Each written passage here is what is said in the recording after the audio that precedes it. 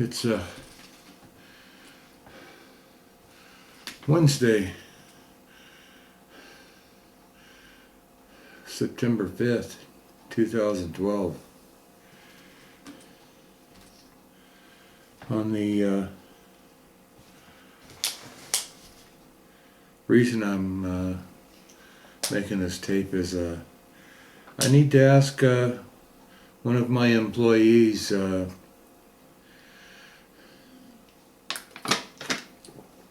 about some of the things he's been saying, and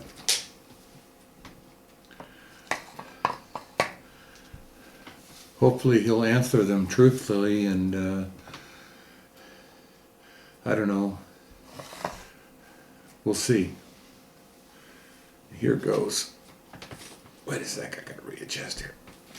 Okay, here's the thing. The presidency of the United States of America is held by Barack Hussein Obama.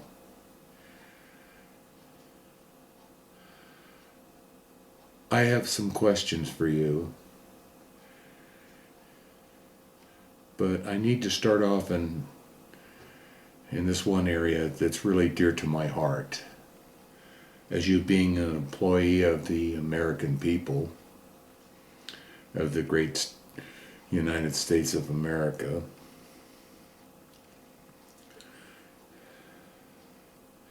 on August 31st, you had a rally at the Fort Bliss military reservation. And my question, and it's more than one about that situation, first off is, since you had a captive audience,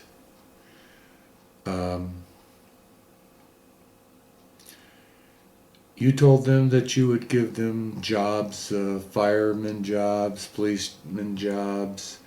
You had a whole list of jobs that you were going to give all these soldiers when they got out of service. And gosh, I guess they were all union jobs, so you'll probably get the union vote on that one. But what bothered me the most, since you had a captive audience of men and women defending this country, like a lot of people I know, and you told them that you were going to give them health care. Maybe I'm not phrasing that right.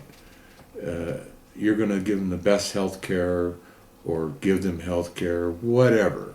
You're going to make the Veteran Administration, they're going to get really good health care. As an employee of mine, and being that you are the President of the United States of America, and an employee not only of mine, but the people of America, to prostitute, I say to prostitute the office of the President of the United States of America to a captive crowd, and you know I know what that means. A captive crowd, promising them jobs and good health care.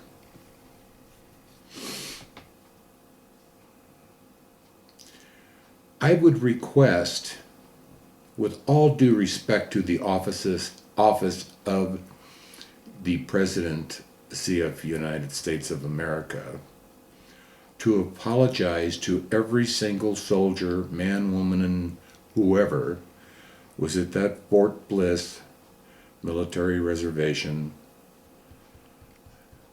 campaign stop. I think you need to apologize to them. And I'm asking you to do that, to show some dignity to the office of the United States presidency, and show some respect to the servicemen of this great country.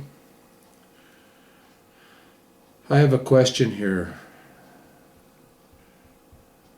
Mr. Obama.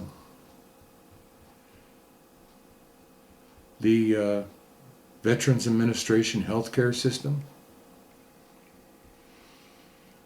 Well, the question would be, how many overseers do you have? You can count all these jobs that you're creating and that you're going to give to all these soldiers, and you're going to give them health care. Maybe you misunderstood about the health care problem, or the thing about the veterans' health care. That's not a gift. You get laying in the mud and maybe digging some holes in Clichy and getting shot at and bombed and blown up. That's not, you're not giving them health care. They earned it. Okay? They earned it. And it's really disappointing because I have to ask this. If you're going to give all that captive audience at Fort Bliss jobs and good health care, what about the soldiers and servicemen in this country today that don't have jobs, that are losing their homes? And the health care? What about the health care, Mr. Obama? I'm curious. Are you going to answer these questions? Now, it's really simple.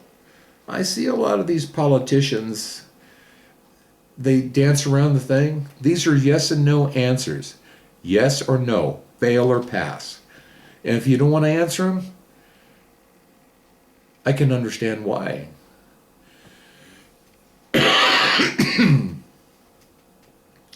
Veterans Administration health care. Oh, and I know when I said overseers, you're going, what's his overseers? This is a racist statement.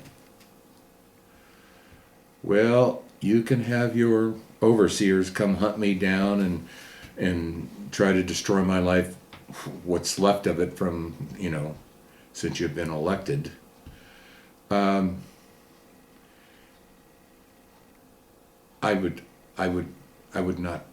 don't think you better do that. I'm just giving you maybe a little advice because it would not be beneficial to you. But the Constitution, and you're a constitutional lawyer, aren't you? And you know a lot about the government.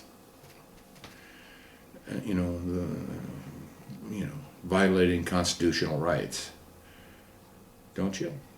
That's a question. Here's the thing. I know you're all against waterboarding and torture and, all that kind of stuff. So if the Veterans Administration were to virtually torture patients or veterans, man, woman, in between, I don't care. What would you do? Would you consider that a violation of their constitutional rights? Yes or no? It's really simple. We're not trying to be complicated. And I mentioned overseers. I would like you to tell me and my fellow Americans of this great and beautiful place we call United States of America, how many overseers you have in every single hospital that's administered by the Veterans Administration. That's one. Here's a second question. When I say overseer, that's when the head overseer here at the Spokane VA Medical Center, who's in charge, goes into your appointment and sits behind you well, he went into several appointments that one day.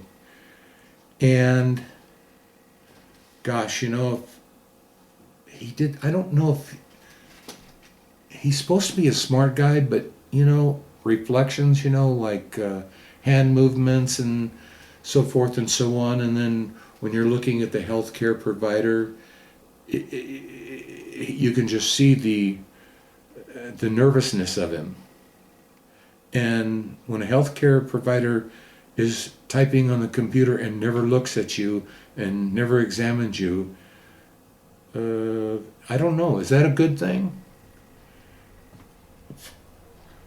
And you go, well, this government overseer, his name is John Evan Davis.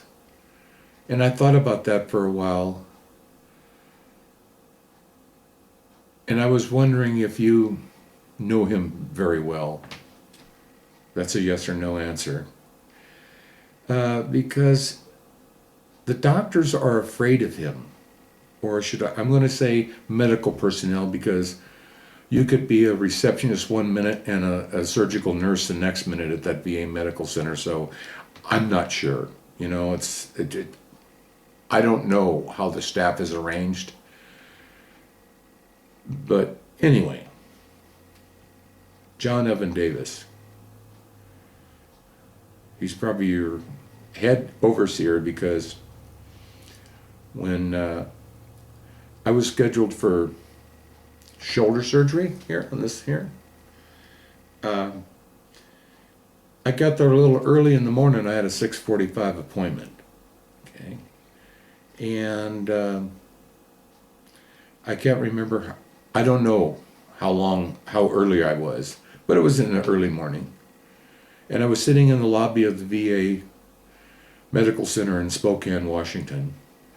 And two police officers, the VA police, and they have I don't know exactly how many, but they do have a lot. So my question to you is, when they approached me and asked me what I was doing, I told them that I was waiting to go up to surgery to have shoulder surgery. And they said, well, you can't loiter. And I said, well, I have my documents. I have my papers to show that I'm going to have surgery at 6:45. And like the overseers, you know, they go, it's illegal to loiter on VA property. You have to leave. And I said, well, could I wait outside? It's only 28 degrees, you know. I didn't say that, but it was only about 28 degrees. And they said, no, you cannot loiter on VA property. And the one officer said, well, can we get him some lodging? And so she walked over to the door, and I remember that Dr. Ficker, not Dr. Ficker, but Mr. Ficker, the guy that's in charge, he's a PA, he is in charge of the orthopedic clinic there, told me, he says, well, since you have some travel problems, he says, you get here, he says, I'll make sure that I'll keep you over so you can leave on your own, because usually when you're having surgery, when you wake up, you got to go. There's no room for you. You can't even sit on a couch in there. So I told him, I said, well, I called my congressmen and senators and stuff about beds here, but the hospital doesn't have any beds, you know. And she goes, well, I'm going to try and get you, you know, lodging. And I said, well, I better go, because I don't want to be arrested for loitering on VA property. So I started walking home. You know, and I only live about 25 miles or so from the VA hospital. And wow, did I get lucky and see somebody, and I hitched a ride home. But between the gas and cigarettes and goodies, it cost me about $80. So here's the thing. Your government overseers, is that how they treat veterans? That's a yes or no answer. And the answer can only be one thing. I was treated that way. And I thought, well, Mr. Obama, I really thought they were singling me out because I contacted the, Congressman Kathy McMorris Rogers, 45 minutes on hold. Then she wound, the person there at the office wound up in a big meeting, and I didn't have any luck there. And then I called the Marie Cantwell. There was no luck there. I did have some luck with what's that girl's name? Oh, she's a big shot in the VA thing, Patty Murray. And, they send you letters back and forth, and then the VA sends them a letter and says, everything that this guy says is not true, and he's making everything up. The overseers. See, the overseers say that you're making it up, so the congressman, as a senator, has a way out. So they send all this stuff to Sam Mack over there on the west coast of Washington, and he writes the VA writes a couple-page letter, and then Sam Mack writes a couple-page letter back. But the thing is, when he sent my documents back to me, it had a yellow post-it on it. It said, "Sam, what are you going to do with this one?" Now, Mr. Obama, dear leader, or whatever you want to be called, I'm just curious. Is that the VA system that you're trying to portray to those boys and girls? That captive audience at Fort Bliss, Washington? Fort Bliss, Texas? Uh-huh. And what did Sam Mack say at the end of his letter? I can't help you and I won't help you. Wow. So, is that overseer an underlink of Patty Murray? And the person, his name is Brian. They never give you a full name. You're lucky to get a name. But the person at Patty Murray's office here in Spokane, that guy's name is Brian, because it has his name on the thing. And I'm just curious. I asked him, I said, this thing, it says, Sam, what are you going to do with this one? I asked him, I said, is there more veterans that are calling in and complaining about things? And he said, well, we can't discuss other veterans with you. And I was thinking that you could answer some of these questions for me. Because you and your wife and Joe Biden and all that group up there, the overseers, you say that you want to help the veterans, but gosh. And not only did that August 31st thing kind of, give me a little, to ask you why. So far, I've had 2 buddies die from cancer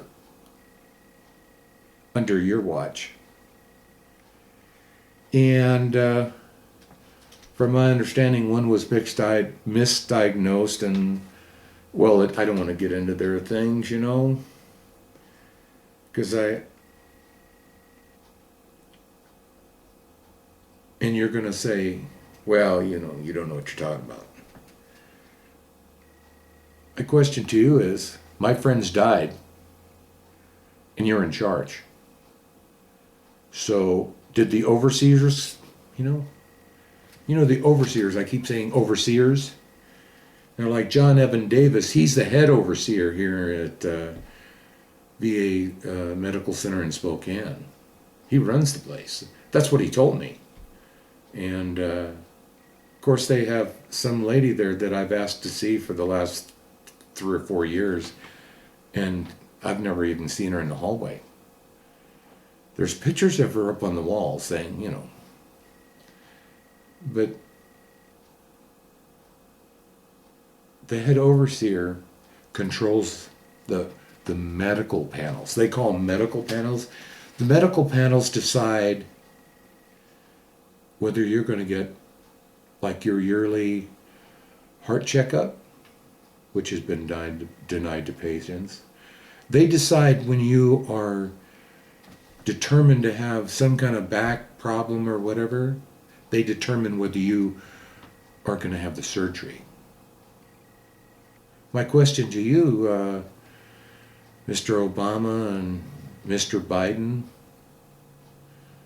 you're so in tune with the VA Medical Center and their programs, you're basically the head overseer and you're in charge. So my question is these people that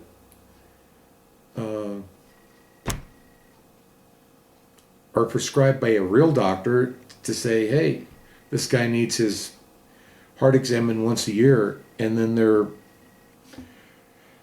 I don't know if they're a doctor, they could have been a nurse or something last week, but now they're in charge of a clinic, and they go, nope, you're not going to get that anymore.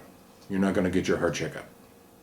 Now, is the head overseer in the medical boards, you could call them death panels, the medical panel that determines whether somebody gets treatment or not? That's a question. Is that a question? Yeah, that's a question, Mr. Obama and Mr. Biden. Are the head overseers running that hospital? Because when John Evan Davis's name is mentioned, the doctors or the medical personnel don't even look up at you. They're afraid of him because he wields lots of power. And that one primary care giver that I had, they moved him someplace else. But when John Evan Davis was sitting behind me, you could see the fear in that medical personnel. He's a physician's assistant. He was afraid. He was fearful. And I thought about that, and I seen him later on, and again, and I said, I want to apologize. I said, man, you seemed like you were afraid in there when John Evan Davis was sitting behind me. He says, and Christopher Kaplan said to me, I was afraid for both of us. So not only was he afraid for himself, he was afraid for me. And I understand why now. Can you tell me, Mr. President, is that constitutionally right? Is that right for an overseer to sit behind a patient and make sure that the doctor does what the overseer wants him to do?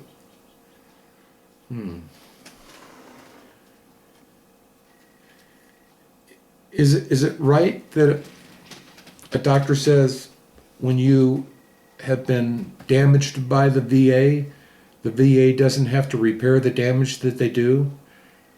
You know, like when they bust your upper gum line up here and make a big hole, and to fix it, what do? They sew your cheek over the hole. So when you, like that hurts me because the skin goes up into the hole. It's still there like 3 years later. And it took me almost 3.5 years or so to get to see an ENT until the dentist that did that retired. I guess they figured that, well, somebody said to me, if you think you're going to get some Jew lawyer to come in here and sue, you can't sue the VA. And I said, I don't want to sue. I just want you to repair the damage. So finally I got to see an ENT. Now they call him something else, but I can't pronounce that because I've got some problems with, certain words. I got to see this ENT and I asked him the questions and so forth, and he told me that I'm going to have pain here, which I do. I'm going to have pain here for the rest of my life, and that the damage is so bad that they probably couldn't fix it. And I'm thinking, gosh, Mr. Obama, can you tell me, is that true that when the Veterans Administration doctors cause damage to you and they don't want you to get some Jew lawyer because you can't sue them anyway? That's what they told me. You shouldn't talk about Jew lawyers to me. Not that way. Because it was a degrading thing to say about... That's the mentality that I have to deal with. Here's the thing. It took me that time. And I was told, I've asked and asked and asked year after year after year, no way you're not going to get to see an ENT. No way. No way. It's not going to happen. Now, is that the way to treat veterans? Is that the way you're going to treat those veterans, those soldiers, when they get out from the military base, Fort Bliss down there? Is that the kind of treatment they're going to get? And you're thinking, well, you're a kind of a self-service, self-centered person. All you're thinking about is me. Me. Well, here's the thing, President Obama. For the last 6 months, after some treatments I've been having, I've had some problems with my left leg, and PA Ficker said, it's probably a blood clot. Never examined me, just said, no big deal. And then Christopher Kaplan, PA, told me, it's something to do with your spine. But neither one of them would give me, PA Ficker said, you got to wait 8 months next year before you can see a spinal surgeon for your upper back and lower back, because, when your arms and legs go numb, well, you're not doing nothing, so what do we need to worry about that for? Is that the way to treat veterans? And you're saying, well, you're just one veteran. You're a disgruntled vet. Well, I wonder how many veterans out there that I know personally have heard, but I wonder how many veterans out there, Mr. Obama, Mr. Biden, that would probably write me a letter and tell me all the mishaps and malpractice and violations of their constitutional rights. I mean, you're really into this. It's constitutional right to be fair. You want to be fair. I mean, you want to have a good medical center, take away the overseers. The ones that determine, well, hey, this guy's a priority 1, and I've got this priority 8 that's got a big insurance policy. They're going to pay. This guy can't because he's a poor vet. So let's take the priority 8 that you were so proudly implemented to flood the medical hospitals with all these union workers and union personnel. Gosh, I didn't realize that once you're a union worker, no matter how bad you screw up and how many people you could possibly kill, you're not going to get fired. I could go on and on and on with questions about, why are you treating the vets like this? And why are you having these overseers? The medical boards. But, gosh, I just thought of something. You know what this sounds kind of like? your way of doing healthcare. What's that? Oh, they call it Obamacare or affordable healthcare. And when somebody said that, I was watching the news and they said affordable healthcare. Well, I was sitting out there there's a little shade thing there at the VA Medical Center, and a bunch of vets were sitting there. And I listened to what the vets say, because that's the feeling and the flavor of how this hospital treats people. And this boy walked up with a straw hat. Well, he's an old man just like me, but he walked up and he was talking about how great the VA is and all that, and they render the cheapest medical care anywhere. This VA here in Spokane, Washington, it's like, hot dog. And I said, well, are you a vet? And he goes, yeah, and I said, well, I'm just curious. How do you know all this stuff? How do you know that they give the cheapest health care? He says, well, I'm the head bean counter. I'm in charge of paying the bills and everything, and I know all that stuff. I work right over that building right over there. And so normally, my father would have been holding my hand until my fingers turned red so I wouldn't open my mouth. But I've learned over the years to keep my mouth shut and just let them talk. Kind of like every time you talk, you let people in a little bit, but they don't know you like I do. Because I felt your wrath of your policies. But this Obamacare or affordable health care, and you told everybody, how great it's going to be, and all your overseers, yeah, they're going to come after me, I know that. And after I quit asking you questions, here's the thing, I'm going to give you some secrets, because a lot of these questions I ask you are traps. I want to be fair, I know that you're an educated guy and you're supposed to be the smartest one on the block and on and on and on, but it's a trap, because you can't answer those questions with a yes or no. You're going to fandangle around everything like you do with everything else. And he was proud of how cheap and I got to thinking about that when I heard that, because I'm a patient that has kind of high cholesterol, and I'm embarrassed to say how high it was, but they had put me on some kind of stuff, they call it statin or something like that, and 40 milligrams twice a day. Well, they just upped my dosage to that, and I took it. I took that last pill that one evening, and when I woke up, I was spinning on the floor in a ball because my body was all contorted and it was banging up against the wall. I still have scars from that deal, and I kept passing in and out and so forth and so on. And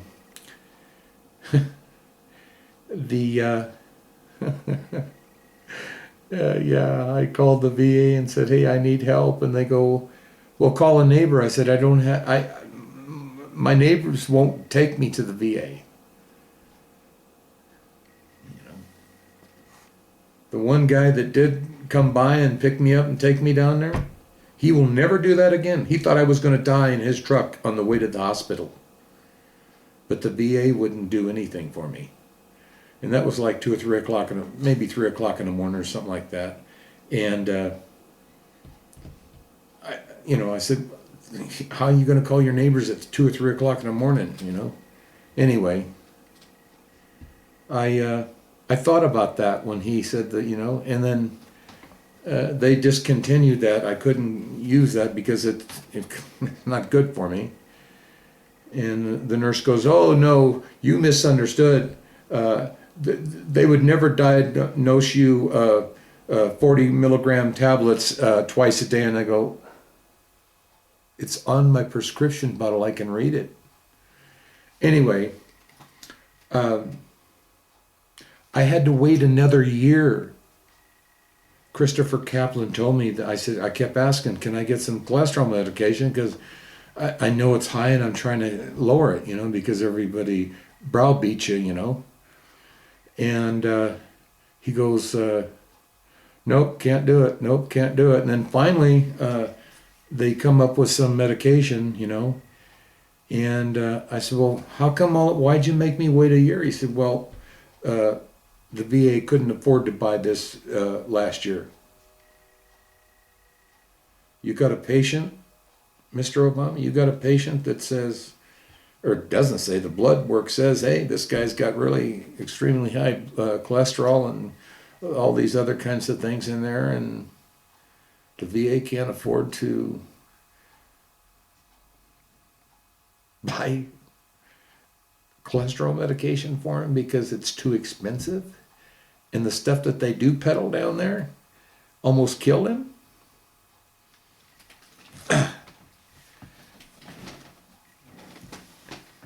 I'm asking you, Mr. President, because I remember you saying, I remember you saying this. I remember a lot of things that you say. Not what you said yesterday, because it takes me a while to, I have some problems with my memory. But I do remember this you said. And kind of lightheartedly you said, I have a doctor that follows me around all the time. And I got to thinking, well, what bothers me about that, Mr. Obama, is the nurse told me that I'm only allowed to see the primary care twice a year. That's once every 6 months. And this is going to be, I'm cutting her kind of short here because this is what I'm going to say.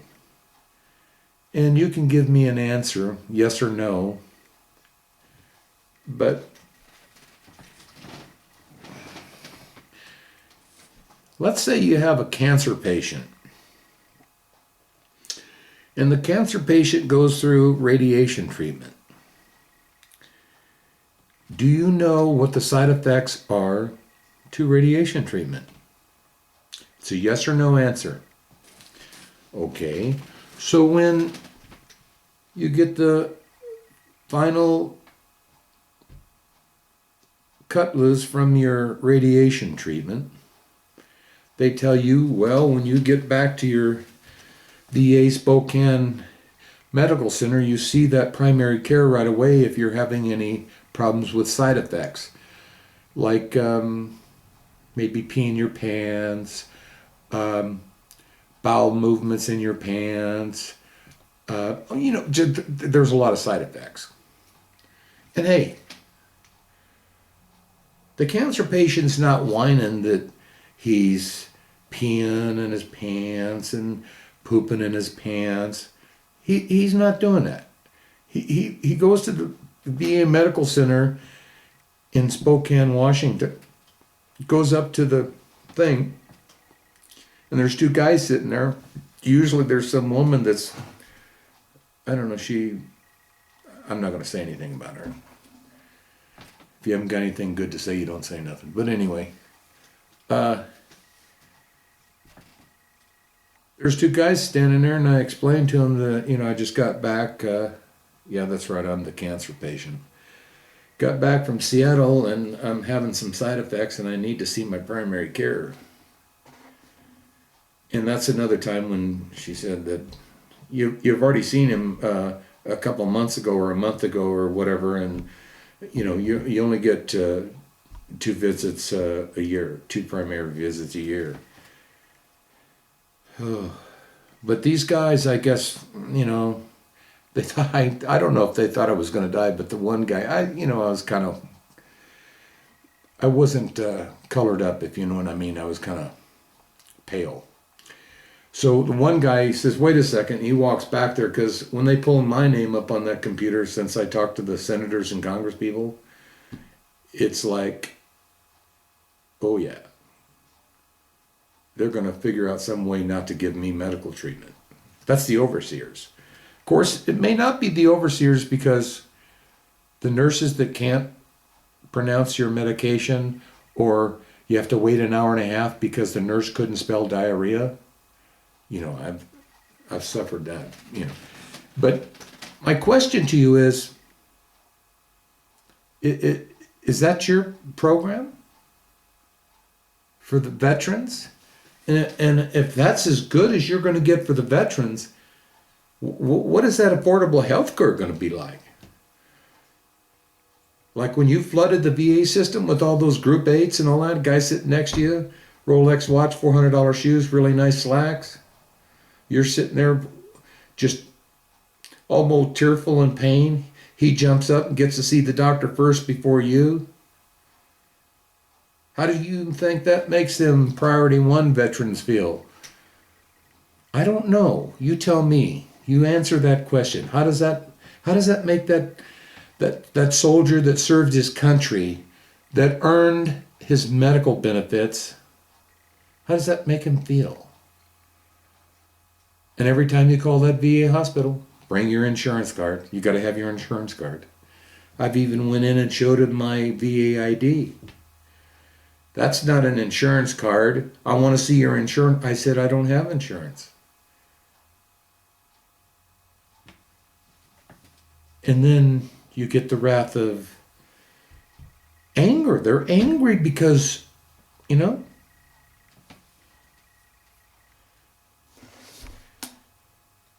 I ask you, is your affordable health care going to be better than the VA health care? Or are you just going to flood it with all the people that can't afford your affordable health care? I'm just curious. And by me asking you these questions and giving you just tidbits off the top, this is the easy stuff. It's not when you have a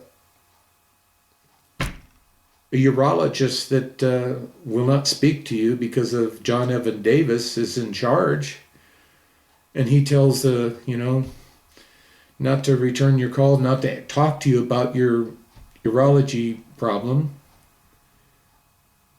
And so you go to a private doctor to take out your food money and go see a private doctor to call him to talk to him so the private doctor can explain to me what's going on because I'm having complications.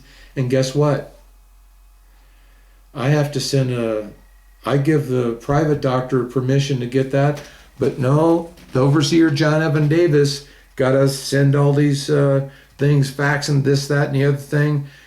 And it took 60 days for that doctor, they call him Dr. Bond, but actually he's a PA, 60 days to talk to my private doctor that I went and seen. And the private doctor explained to me what their conversation was about, and it made me decide.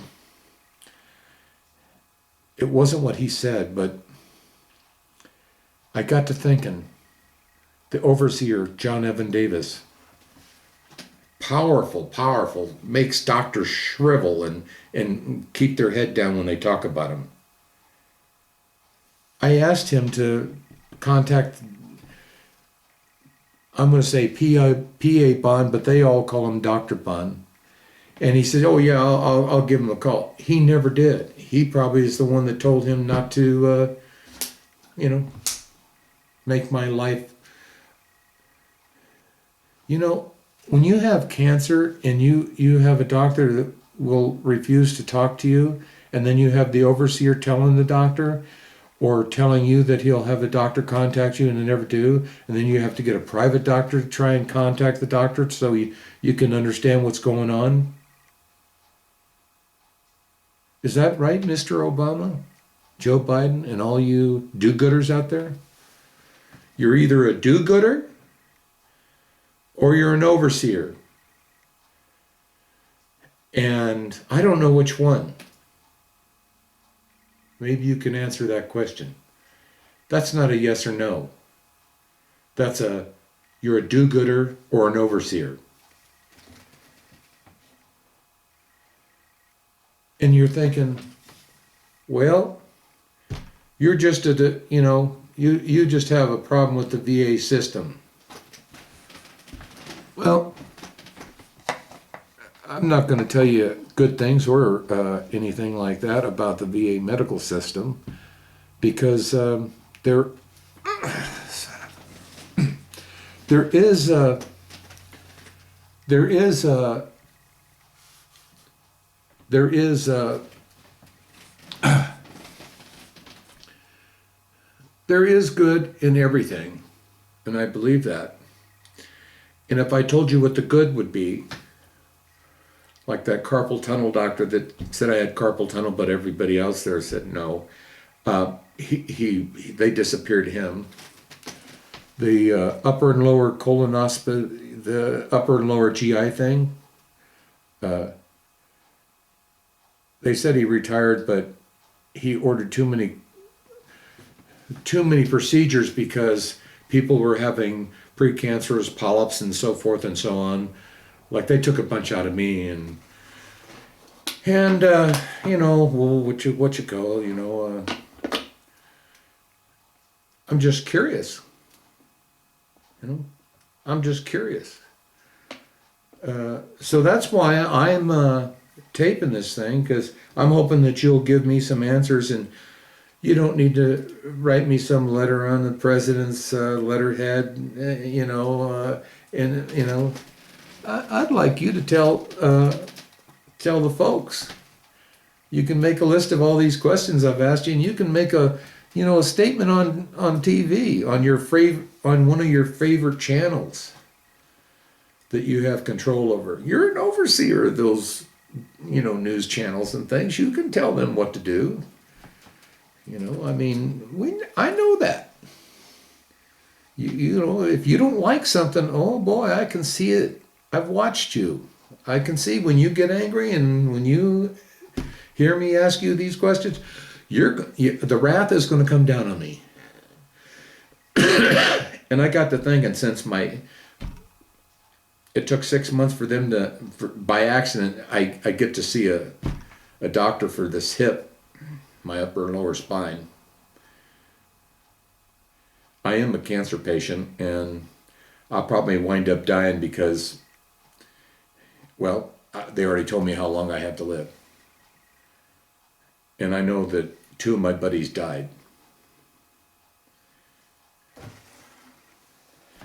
So when you and your do-gooders and your overseers and your people go out there and say that that other candidate that's running, I don't know Romney, I think it's Romney.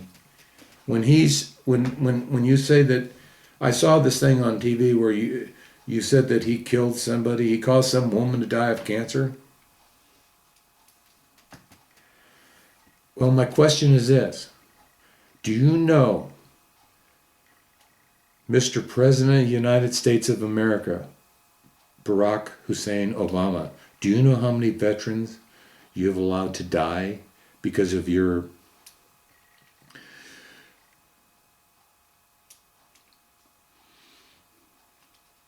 policies that you've put into the VA? I'm asking you. That's a number you know. When I see my friends die because of misdiagnosis,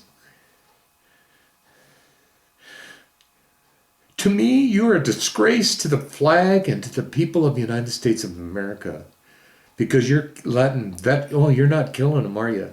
But your overseers are making them die. Your overseers, your death panels, are stopping them from getting their yearly heart checkups and all these procedures that are just commonplace. Oh no, you're far in the back. When you think it's good for you, you jump out there and go, yeah, I killed Bin Laden.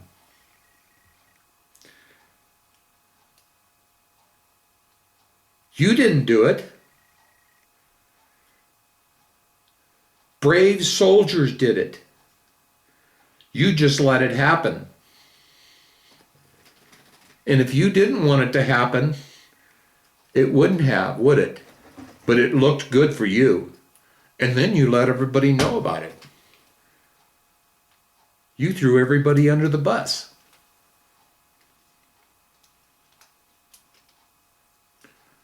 That's how you treat people.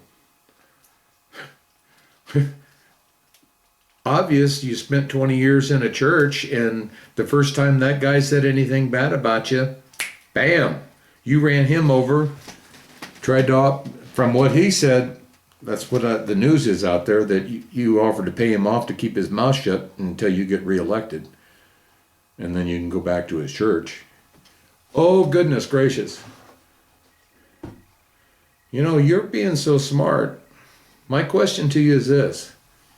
If you're a smart guy and you're qualified to run for president, but you spend 20 years in a church and he's like your uncle and, baptized, whatever he did, you know, and you don't remember him saying anything like he said, you know, about how he hates America and, you know, about Whitey and race, you know, and all that. You didn't hear any of that?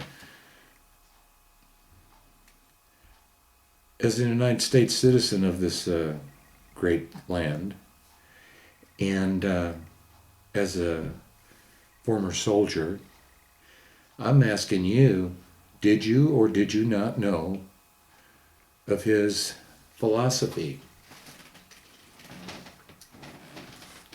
I think you did. So,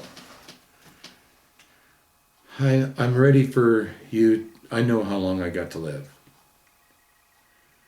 And I thought I would live out my life without too much pain and suffering and side effects from a lot of the screwed up surgeries, you know, like my shoulder. But that's my fault. Dr. Ficker, PA Ficker said it was my fault. My shoulder's not healing well because I was sick off and on, meaning that when I was over